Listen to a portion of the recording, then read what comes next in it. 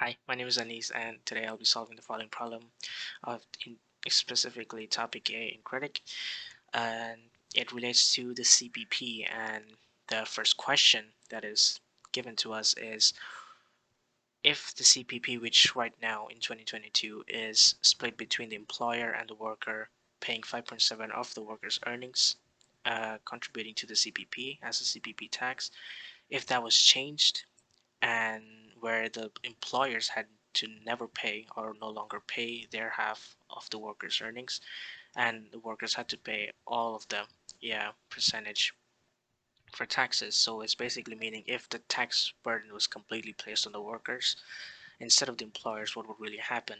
In reality, it would not affect the economic economy or economic incidence of tax at all, because the legal incidence or legal burden of who the tax is placed on. So if the workers have to really pay all the taxes to the government, or if the employers had to pay 50% of the tax to the government, or and us have the workers had to pay another 50%, it would still lead to the same conclusion. So there's the same outcome regardless of whoever the tax is placed on, so it doesn't really matter.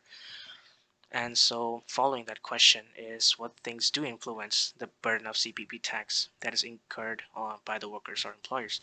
So we would have to use a top concept of elasticity, which means how sensitive the buyers and sellers are to a price change. And when we are looking at this example, we would switch the price to wages, and the suppliers are the workers and the employers are the demanders, and the quantity is the labor.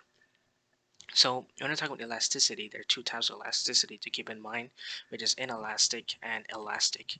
Inelastic refers to uh, the people who are the things that are not sensitive to a wage increase or decrease in this regard.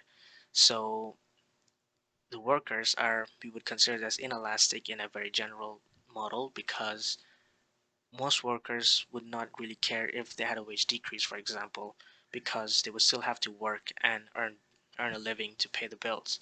And the employers, on the other hand, if there was a wage increase, which is bad for the demand, the employers have other substitutes to go to, like switch labor for capital, move to other countries and invest. And so these are very good, one of the few good substitutes that they could use instead of just workers. So they have good substitutes, and so they have an elastic demand, so they would be affected by a wage increase or decrease. And so these, taking these into account, we would say that what the thing that influences the burden of tax on either the workers or employers is the relative elasticity. So we would say which is more likely to be inelastic in this case, where workers, since workers are inelastic, we would say that it would affect them and increase their burden on the CPP tax. And the final question is, if the CPP tax were eliminated, would the number of jobs of no workers with jobs change? And we would say yes, because since tax creates a deadweight loss, which is a portion of the total surplus that is missed out because of a tax, if that is removed, if tax is eliminated, that would give us an increase on the wages of workers, and so that would increase the supply of workers, leading to more number of workers. And yeah, that should be it. Thank you.